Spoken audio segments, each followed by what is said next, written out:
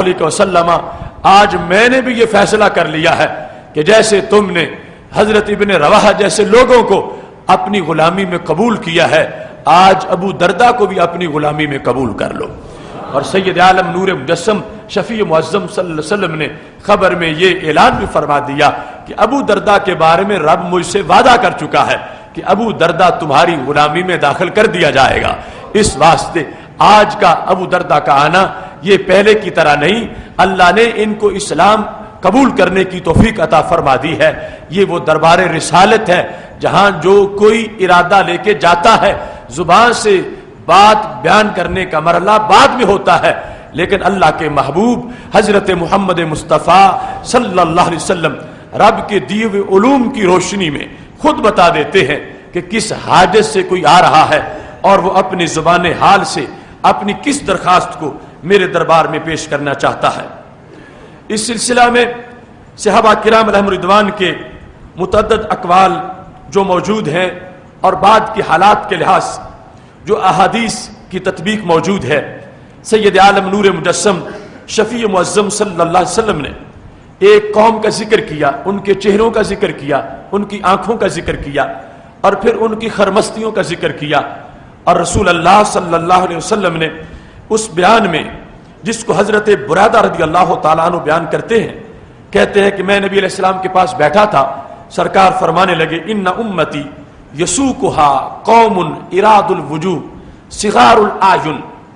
میری امت کو ایک قوم حملہ کر کے پسپا کرے گی، اس قوم کے چہرے چوڑے ہوں گے، آنکھیں چھوٹی ہوں گی، چھوٹی چھوٹی باریک باریک آنکھیں ہوں گی اور چہرے ان کے چوڑے ہوں گے، وہ میری امت پہ حملہ کریں گے اور بہت زیادہ نقصان کریں، یہاں تک کہ میرے محبوب علیہ السلام نے فرمایا والذی نفسی بیدہ، مجھے اس رب کی قسم ہے جس کے قبضہ قدرت میں میری جان ہے، وہ جس وقت حملہ کریں گے تو اپنے گھوڑے وہ میری امت کی مسجدوں میں باندھ دیں۔ خیول کا ذکر کیا، الی سواری مساجد المسلمین، مسلمانوں کی مسجدوں کے ستونوں کے ساتھ ان لوگوں کے گھوڑے باندھے جائیں۔ تو یہ خبر دینے کا مقصد یہ تھا امت متنبہ رہے، امت بیدار رہے، اور اگر ایسی صورتحال جس وقت سامنے آتی ہے تو ان کو اپنے آخری امت ہونے کا اور سردار امت ہونے کا جو وصف ہے اسے ذہن میں رکھنا چاہیے۔ صدیوں پہلے سید عالم نور مجسم شفیع معظم صلی اللہ علیہ وسلم نے یہ خبر دی تھی، جب 7 ہجری کا زمانہ آیا، میرے نبی علیہ الصلوۃ والسلام کی ہجرت کو 6 صدیاں گزر چکی تھی، اس وقت تتاریوں نے حملہ کیا، لوگوں نے حدیث کو بھی سامنے رکھا، ان کے چہروں کو بھی سامنے رکھا، ان کی آنکھوں کو بھی دیکھا، اور ان کے حملے کے بعد مسلمانوں کی مسجدوں میں ان کے گھوڑے باندھے ہوئے دیکھے۔ تو سید عالم نور مجسم شفیع معظم صلی اللہ علیہ وسلم کی خبر جو کتابوں میں سند کے ساتھ اس وقت بھی موجود تھی، آج بھی موجود ہے، وہ غیوب کے لحاظ سے جو رسول اللہ صلی اللہ علیہ وسلم کا ادراک ہے، اس کو ساری قوم نے تسلیم کیا، اور اس بات پر یہ اپنے علم اور ایقان کا اظہار کیا کہ نبوت کا واقعی غیب کی خبروں سے تعلق ہوتا ہے، اور چونکہ یہ آخری نبی ہیں، جو نبی ایسے تھے کہ جن کے بعد اور نبیوں نے آنا تھا، انہوں نے اپنی امتوں کی نگہبانی اپنے وقت تک کی، اور بعد میں جو نئے آئے انہوں نے ہاتھ پکڑا، دستگیری کی، اور ہمارے نبی علیہ السلام کو پتا ہے کہ مجھے رب نے آخری بنایا اور میرے بعد اب کوئی نبی بحیثیت نبی نہیں آئے گا۔ اس واسطے آپ نے قیامت تک کی ہر صدی سامنے رکھی، ہر سال سامنے رکھا، اور جو کمزوریاں آنی تھیں اور جن لحاظ سے امت کو نقصان ہونا تھا، وہ ساری باتیں رسول اللہ صلی اللہ علیہ وسلم نے اس لیے بیان کی کہ اور کوئی ملت کی کشتی کو کنارے نہیں لگانے آئے گا، ان کا اور کوئی دستگیر نہیں آئے گا، میں پہلے ہی ان کے لیے جتنی بھی خطرناک گھاٹیاں ہیں ان کا ذکر کر دوں، اور جہاں جہاں سے ان کے خلاف سازشیں ہونے والی ہیں ان کو علم دے دوں، تاکہ اگر بیدار سوچ والے ہوں گے تو یہ پہلے سے تیاری کر لیں گے کہ ہم دوسری قومیں ہیں جن کے اندھیروں سے نکالنے والا انہیں کوئی مطلع کرنے والا نہیں ہوتا، لیکن یہ علوم نبوت کا کمال ہے کہ سید عالم نور مجسم شفیع معظم صلی اللہ علیہ وسلم نے ایسے ایک ایک امر کو اپنے الفاظ میں بیان کیا ہے اور اس کی وضاحتیں کی ہیں، اور پھر اسی علم سے بالآخر امت کی جو اکھڑی ہوئی ہوا تھی اس کو پھر ایک قرار ملا ہے، اور امت کو پھر ایک اپنے قدموں پہ کھڑے ہونے پر تاتاریوں کے ظلم کے بعد پھر بھی اگر موقع ملا ہے تو انہی امور کی وجہ سے جو سید عالم نور مجسم شفیع معظم صلی اللہ علیہ وسلم نے اپنے روشن فرامین میں امت کے لیے بیان کر رکھے تھے۔ ایسے ہی آج کے جو بالکل قریب کے حالات تھے، ابھی نزدیک کے واقعات، ان کے لحاظ سے یہ گزشتہ سالوں میں عراق پر پابندی لگی، عراق کا معاشرتی معیشت کے لحاظ سے اقتصادی بائیکاٹ کیا گیا۔ میں عراق میں پڑھتا رہا ہوں، اس حصار کے زمانے میں اقتصادی بائیکاٹ کا جو انداز تھا، یعنی اس میں پھر وہ وقت تقریباً آیا ہوا تھا کہ جو وقت حضرت غوث پاک کے زمانے میں پتے کھا کے گزارا کرنے والا وقت تھا۔ اتنی شدید پابندیاں عراق پہ لگائی گئیں، ابھی تک وہ پابندیاں ہیں۔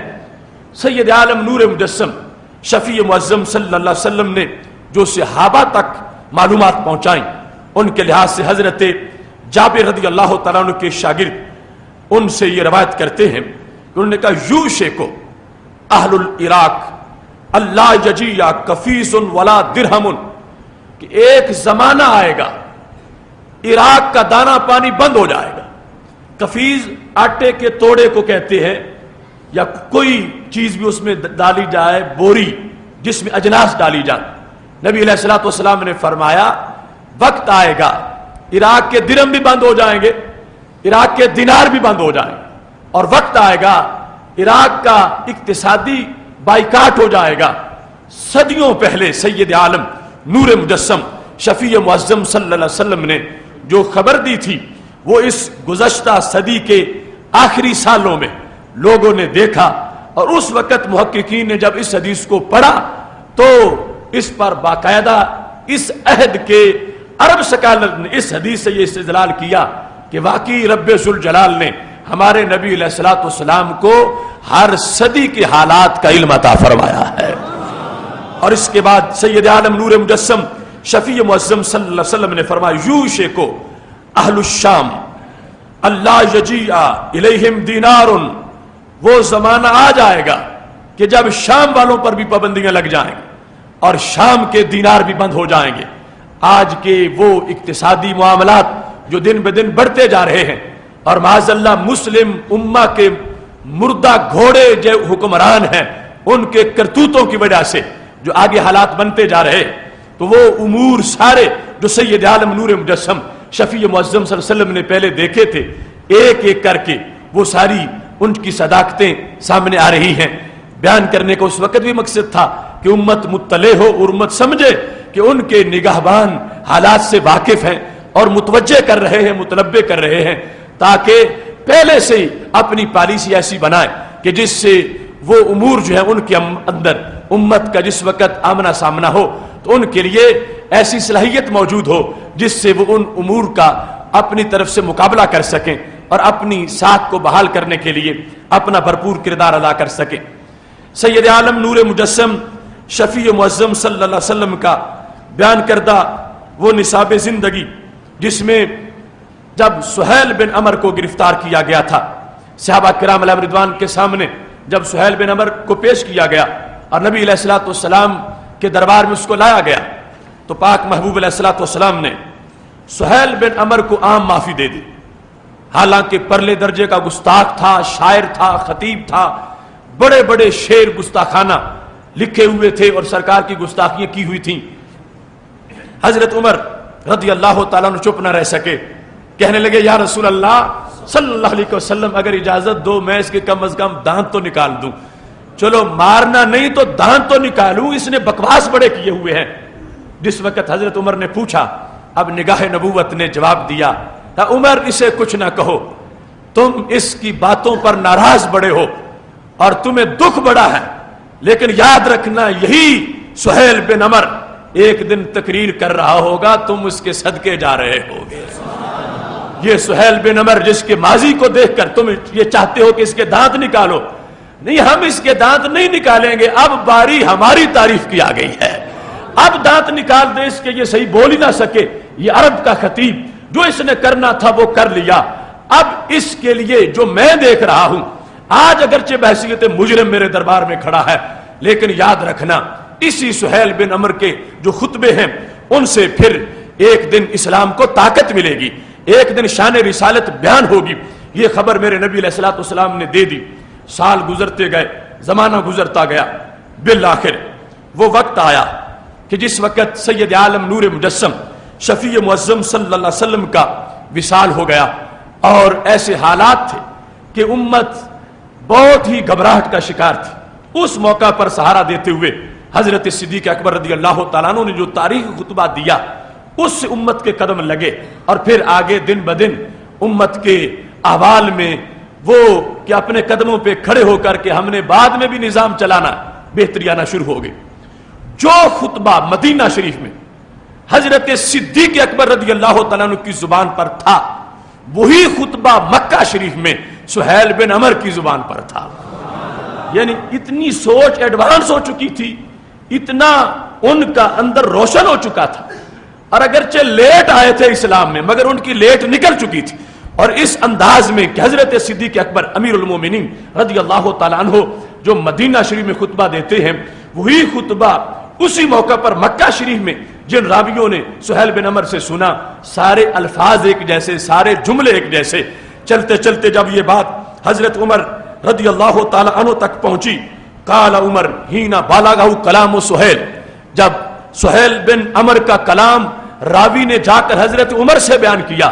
کہ وہ سہیل بن عمر جس نے اتنی گستاخیاں کی تھیں پھر اسلام میں آ گیا، اور آج جو اس نے تقریر کی اس موقع پر، ان جتنے دنوں کے بعد راوی مکہ شریف سے مدینہ شریف پہنچے، انہوں نے کہا وہ ہو بہو وہی امیر المومنین کے خطبے کا عکس نظر آ رہا تھا۔ اتنی روشن تقریر تھی، اتنے جامع الفاظ تھے۔